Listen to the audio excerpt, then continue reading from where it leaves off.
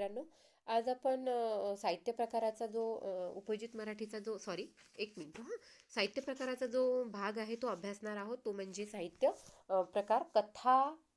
कथा एक साहित्य प्रकार, त्याचा जो परिचय आहे तो आज आपल्याला इथे करून घ्यायचा आहे. ठीक आहे. तुमचा पाठ्यपुस्तकाचं पेज नंबर आहे 62, 62. तो तुम्हाला ओपन करायचा आहे आणि आपल्याला तो कथा प्रकार काय आहे ते अभ्यासायचं आहे. पण आपल्याला सांगितलेलं आहे की कथा या वाङ्मय प्रकाराला दीर्घ परंपरा लाभली आहे. कथा आपल्यासाठी काही नवीन आहे असं नाही. फक्त हा साहित्य प्रकार कसा पद्धतीनं झालेला आहे ते आपल्याला पाहायचं आहे. तर अगदी श्रवणीयता आणि मनोरंजन व प्रबोधन ही कथा वाङ्मय प्रकाराची उल्लेखनीय वैशिष्ट्य आहे. एक तर श्रवणीयता आहे, म्हणजे कोणी गोष्ट चला तुम्हाला मी कथा सांगते असं म्हटलं की आजही आपले कान टवकारतात. लहान मुलांनाही कथा आवडतात. अगदी लहानापासून तर वृद्धांपर्यंत, म्हाताऱ्यांपर्यंत कथेची आवड सगळ्यांनाच असते. म्हणजे काय की कथा या श्रवणीयही असते, त्यातून मनोरंजनही होते आणि कथेच्या माध्यमातून प्रबोधन सुद्धा केल्या जाते. आणि म्हणूनच कथा हा वाङ्मय प्रकार अतिशय महत्त्वाचा ठरतो. आता हा वाङ्मय प्रकार समजून घ्यायचा असेल तर त्याची पूर्वपीठिका काय, त्याचे घटक कोणते, वैशिष्ट्य काय, सादरीकरण काय, या सगळ्यांची माहिती घेणं आवश्यक आहे. आणि कथेच्या अभ्यासातून भाषिक कौशल्य विकसित होतात. भाषिक कौशल्य कोणकोणती आहेत, जसं की श्रवण आहे, भाषण आहे, नंतर वाचन आहे आणि लेखन आहे. हे जे 4 मुख्य भाषिक कौशल्य आहेत, या कौशल्यांचा विकास या कथेच्या माध्यमातून होतो आणि व्यावसायिक संधी उपलब्ध होतात. जसं सूत्रसंचालन करण्यासाठी सूत्रसंचालक म्हणून आज व्यवसाय उपलब्ध होऊ शकतो, तसा कथाकथन करणं हा सुद्धा एक व्यावसायिक संधी उपलब्ध करून देण्याचा प्रकार ठरतो. कथा या साहित्य प्रकाराचा परिचय व्हावा या हेतूनेच आपल्याला खाली प्रस्तुत विवेचन केले आहे. प्रस्तुत म्हणजे आपल्याला पाठ्यपुस्तकात जे दिलेलं आहे त्याचं विवेचन इथे केलेलं आहे. काय म्हणतात बघा. प्रस्तावना आपल्याला सांगितलेली आहे की मनुष्य आपले अनुभव, कल्पना जेव्हा दुसऱ्याला सांगू लागला तेव्हाच त्याची गोष्ट झाली आणि त्यातून कथेचा जन्म झाला. कथेचा जन्म झाला कसा, प्रस्तावनेत एक थोडक्यात आपल्याला माहिती देण्याचा प्रयत्न करता आहेत की कथेचा जन्म झाला कसा. तर काय की मनुष्याला विविध प्रकारचे जे अनुभव यायला लागलेत किंवा आलेत आणि ज्या कल्पना तो करू लागला, तो आपले अनुभव, आपल्या कल्पना हे दुसऱ्याला सांगू लागला आणि त्यातून मग निर्माण झाली ती कथा. कथा या शब्दाचा शब्दशः अर्थ गोष्ट किंवा कहाणी, हकीकत, वर्णन असा आहे. म्हणजे त्यामध्ये गोष्ट कहाणी आपण म्हणतो ना, चला एक तुम्हाला गोष्ट सांगते, चला आज मी तुम्हाला एक कहाणी सांगते. तर काय, आणि दुसरा आहे हकीकत किंवा वर्णन असा सुद्धा त्याचा अर्थ आहे. लक्षवेधी, सोप्या, सुटसुटीत आणि रसाळ शब्दात पूर्वी गोष्ट सांगितली जात असे. या श्रवण गोष्टीतून म्हणजे ऐकलेल्या गोष्टीतून हे जी काही गोष्ट आहे, कथा आहे, ही अगदी छोटे छोटे शब्द, सुटसुटीत वाक्य, लक्षवेधी वाक्यरचना, रसाळ शब्द अशा पद्धतीने ती कथा सांगितली जायची आणि त्यातूनच आपलं मनोरंजनही व्हायचं. आणि मनोरंजनाच्या सोबतच अप्रत्यक्षपणे बोध देण्याचे प्रयत्न होत असे. कथेच्या माध्यमातून मनोरंजनासोबतच बोध देणे हा एक सुद्धा त्याचा काय होतं, एक काम होतं. कथेच्या माध्यमातून साधलं जाणारं वैशिष्ट्य होतं. मौखिक परंपरेतून सुरू झालेल्या आणि लिखित स्वरूपात स्थिरावलेल्या कथा या वाङ्मय प्रकाराला उत्तरोत्तर लोकप्रियता लाभत गेली. म्हणजे जरी याची सुरुवात मौखिक परंपरेतून झाली आहे. मौखिक म्हणजे आधी तोंडी सांगितलं जायचं. एक व्यक्ती सांगायचा, दुसरा व्यक्ती किंवा दुसरे व्यक्ती ऐकायचे. तर आता ही मौखिक स्वरूपामध्ये असलेली कथा मात्र लेखी स्वरूपामध्ये सुद्धा आली, लिखित स्वरूपामध्ये आली आणि तिथे स्थिरावली.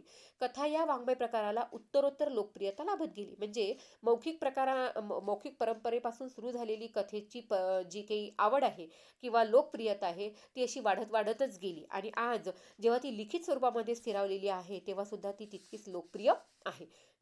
आता इथे आपल्याला कथेचा अर्थ सांगण्याचा प्रयत्न केलेला आहे. कथ म्हणजे काय, सांगणे, निवेदन करणे. आणि कथ या मूळ धातूपासून कथा हा शब्द रूढ झाला आहे. म्हणजे मूळ धातू कोणता आहे, कथ, आणि त्यापासूनच शब्द आलेला आहे कथा.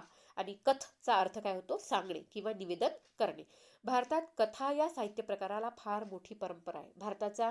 भारतीय साहित्याचा जर विचार केला तर हा जो साहित्य प्रकार आहे कथा, याला फार मोठी परंपरा आहे. अलीकडे सुरू झालेलं नाही.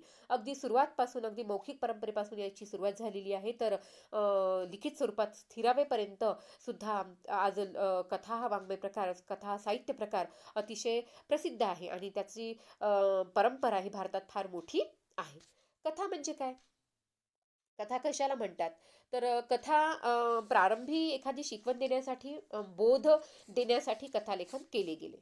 म्हणजे सुरुवातीला म्हणजे एखादी कथालेखन केव्हा केल्या गेले, तर कथालेखन करण्याचा जो मुख्य उद्देश होता तो काय होता, की अशी कथा लिहिल्या जावी की त्या कथेमधून कुठली तरी शिकवण देता येईल, कुठला तरी बोध देता येईल, हा एक मुख्य उद्दिष्ट लक्षात घेऊन कथालेखन केले गेले.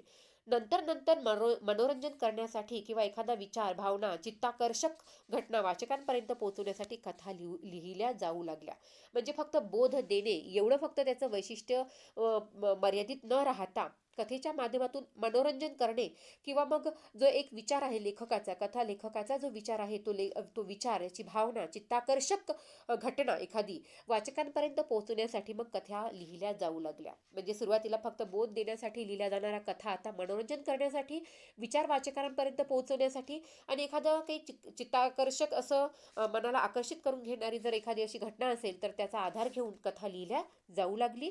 कथेत घटना असतात. कथेत काय काय असतं, कथेचं स्वरूप काय आहे, इथे आपण याला कथेचं स्वरूप म्हणू शकतो. कुठे? कथेत घटना असतात या ठिकाणी. कथेत घटना असतात, कथानक असते, तिच्यात पात्रे असतात, स्थळ, काळ, वेळ यांचाही उल्लेख कथेत असतो. कथेच्या विषयानुसार तिच्यात विशिष्ट वातावरणही असते आणि समर्पक अशा निवेदन शैलीही असते. कथेतील पात्रांच्या परस्परा संबंधातून निर्माण झालेले ताणतणाव, संघर्ष, गुंतागुंत ही कथेत असते. अगदी संपूर्ण घटकांनी युक्त अशी ही कथा असते. कथेत घटना आहे, कथानक आहे, म्हणजे काय घडणार आहे, कोणते कथानक त्या ठिकाणी असते, त्या कथेमध्ये तिचे पात्र असतात, कुठे घडते आहे, त्याचा काळ कोणता आहे, त्याची वेळ काय आहे, हे सगळं कथानकामध्ये असते. आणि कथेचा जसा विषय असेल त्या विषयानुसार तिच्यामध्ये विशिष्ट वातावरण निर्मिती सुद्धा केली जाते. समर्पक अशी निवेदन शैली असते आणि कथेच्या पात्राच्या परस्पर संबंधातून निर्माण झालेले तणतणाव, म्हणजे कथामध्ये जी पात्र लेखकाने चितारलेले असतात, ज्या पात्राच्या माध्यमातून कथा सांगितलेली असते, त्यामध्ये सुद्धा त्यांच्यामध्ये जर ताणतणाव असेल, संघर्ष असेल, गुंतागुंतीचे काही महत्त्वाचे दुवे असतील तर ते सुद्धा कथेमध्ये असतात. या सर्वांचा एक उत्कर्ष बिंदू असतो कथेत. या सर्वांचा, ज्याला आपण इंग्लिशमध्ये क्लायमॅक्स म्हणतो, तो उत्कर्ष बिंदू ही कथेमध्ये असतो. म्हणजे जी काही कथेमध्ये काम करणारे किंवा कथेमध्ये असणारे जे पात्र आहे, ज्याच्या माध्यमातून कथा सांगितली जाते, त्यामध्ये भावनिक संघर्षही आहे, ताणतणाव आहे, गुंतागुंतही आहे आणि या सगळ्याच्या माध्यमातूनच एक उत्कर्ष बिंदूही या कथेमध्ये असतो. अर्थात या सर्व घटकांनी युक्त अशा कथेला समर्पक शेवटही असतो. हे जे घटक आहे, स्थळ, काळ, पात्र, वेळ, त्याच्यानंतर पात्रांमध्ये असलेला ताणतणाव, संघर्ष, गुंतागुंत, भावनांची गुंतागुंत, या सगळ्या घटना ज्या मध्ये असतात, अशा घटनांनी युक्त अशा कथेला एक समर्पक शेवटही असतो.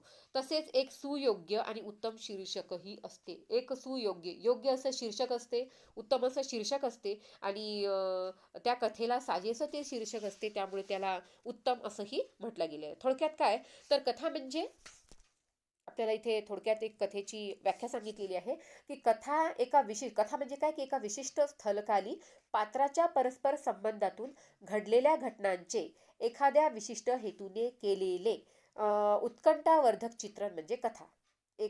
एका विशिष्ट स्थलकाली पात्राच्या परस्पर संबंधातून, म्हणजे एखादं विशिष्ट स्थळ आहे, काळ आहे आणि त्यामध्ये काम करणारे जे पात्र आहे, त्या पात्रांच्या परस्पर संबंधातून जे काही घटना घडतात, त्या एखाद्या विशिष्ट हेतूने केलेले कथन, उत्कंठावर्धक चित्रण म्हणजे काय, मग कथा होय. ठीक आहे.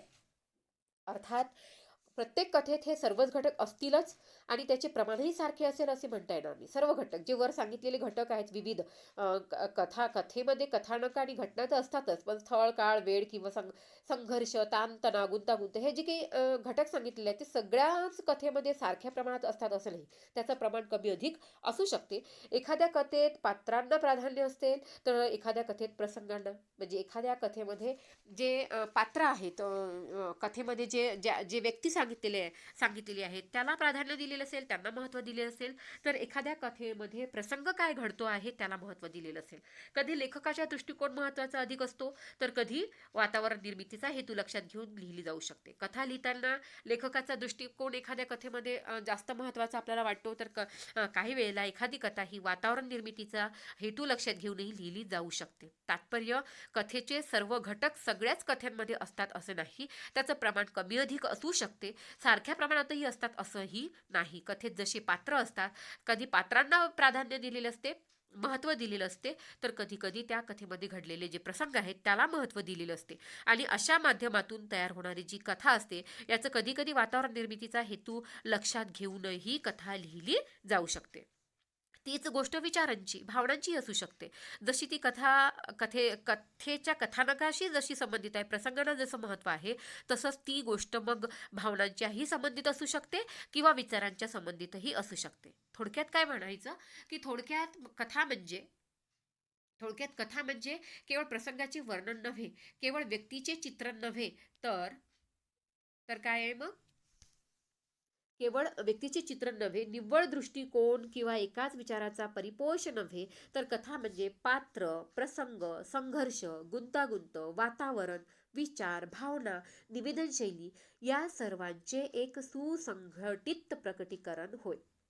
आले का लक्षात? कथा म्हणजे केवळ व्यक्तीचे चित्रण नाहीये, त्यामध्ये एखादा व्यक्ती कसा काय हे महत्वाचं नाही, किंवा फक्त एखादा दृष्टिकोन नाही, किंवा फक्त एखादा विचार नाही, तर काय आहे की त्यामध्ये असणारे पात्र, त्याच्यानुसार घडणाऱ्या घटना, प्रसंग, त्यांच्यामध्ये त्यांच्या भावनिक संघर्ष असेल, भावनिक गुंतागुंत असेल, वातावरण आहे, विचार आहेत, त्या पात्रांमध्ये जे असणारे विचार आहेत, भावना आहेत, निवेदन शैली आहे, या सर्वांचे एकत्रीकरण करून सुसंघटित प्रगटीकरण म्हणजे कथा होय. कळलं का? त्याला म्हटलं जाते कथा. तर कथेची काही पूर्वपीठिका आहे. पूर्वपीठिकेमध्ये काय सांगतायत पहा. 1890 मध्ये श्रेष्ठ कादंबरीकार ना. आपटे यांनी करमणूक या साप्ताहिकाची सुरुवात केली. या साप्ताहिकातून त्यांनी दैनंदिन जीवनाशी संबंधित साध्या हृदयस्पर्शी कथा प्रकाशित केल्या. लिखित स्वरूपामध्ये जेव्हा आले तेव्हा 1890 मध्ये सर्वप्रथम श्रेष्ठ कादंबरीकार ना. आपटे यांनी जे साप्ताहिक सुरू केलं, तिचं नाव होतं करमणूक, आणि यामधून त्यांनी काही साध्या आणि हृदयस्पर्शी कथा प्रकाशित केल्या होत्या. पुढे कथेच्या स्वरूपात कालानुरूप बदल होत गेले. आशय आणि अभिव्यक्तीत परिवर्तन होऊन कथा सामर्थ्यवान झाली. काळानुसार मग त्यामध्ये काही बदल झाले. आशय अभिव्यक्तीचं जे परिवर्तन आहे तेही त्यामध्ये घडलं आणि अधिक कथा सामर्थ्यवान होत गेली. अधिकाधिक भावनांना स्पर्श करत ती बहुआयामी होत गेली. लेखन तंत्रातही प्रयोग त्याचे केल्या गेले. त्यानंतर ग्रामीण कथा, दलित कथा यांनी वाङ्मयाला समृद्ध केले. म्हणजे कथेमध्ये सुद्धा मग ग्रामीण कथा, दलित कथा असेही प्रकार पडले गेले. आणि मग जे कथा वाङ्मय आहे, साहित्य प्रकार जो आहे, तो अतिशय समृद्ध होत गेला. स्त्री शिक्षणाचा प्रसार प्रभाव साहित्यावरही झाला. स्त्रियांचे अनुभव कथेच्या माध्यमातून व्यक्त होऊ लागले. स्त्री शिक्षण मध्यंतरी मग ज्योतिबा फुलेंच्या कृपेने किंवा ज्योतिराव फुलेंच्या प्रयत्नांनी स्त्री शिक्षणालाही महत्त्व प्राप्त झाले, किंवा स्त्री शिक्षणही सुरू झाले. आणि त्याच्या माध्यमातून मग स्त्रियांनी आपले अनुभव कथेच्या माध्यमातून मांडायला सुरुवात केली. एकूणच काय, तर कथेचा प्रवाह, आशय दोन्हीही वृद्धिंगत होत गेले. म्हणजे काय, एकंदरीत कथेचा जो हा आलेख आहे, हा चढता आलेख राहिला. त्याचा प्रवाह जो आहे आणि त्याचा जो आशय आहे, तो दोन्हीही वृद्धिंगत होत गेले.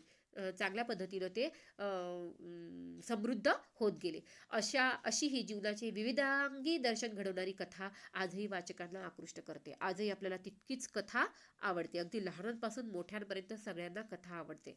आता कथेचे घटक कोणते, त्याचा आपण जी चर्चा आहे ती पुढच्या तासिकेमध्ये करणार आहोत. तर अशा पद्धतीने आज आपण पाहिलं कथा म्हणजे काय आणि कथेची पूर्वपीठिका काय.